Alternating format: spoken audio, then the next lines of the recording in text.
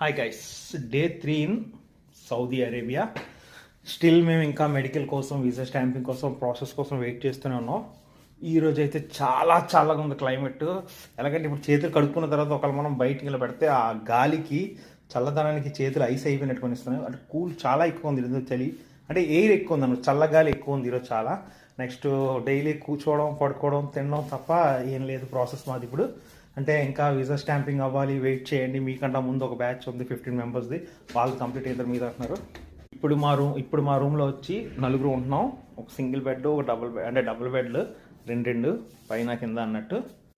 చూసారు కదా, ఇలా డబుల్ బెడ్ ఇచ్చారు, బ్లాంకెట్, పిల్లో ఇవన్నీ ఇచ్చారు టెంపరవరీగా. మనకి ఏంటంటే మనం ఎక్కడి నుంచి వెళ్ళిపోయిన తర్వాత మళ్ళీ వాళ్ళు క్లీన్ చేసి మళ్ళీ హోటల్ లాగా వేరే వీసా స్టాంపింగ్ వచ్చిన వాళ్ళకి ఇస్తారు. నార్మల్గా సౌదీ రూల్ అయితే రూమ్కి వచ్చిన తర్వాత, అంటే సౌదీలో దిగిన వెంటనే మనకి శాలరీ అయితే స్టార్ట్ అయిపోద్ది. ఎన్ని రోజులు కూర్చున్నా ఏం చేసినా. మా ముందు బ్యాచ్ కూడా దగ్గర మెడికల్ అయిపోయినట్టే కొంచెం టాక్ వచ్చింది.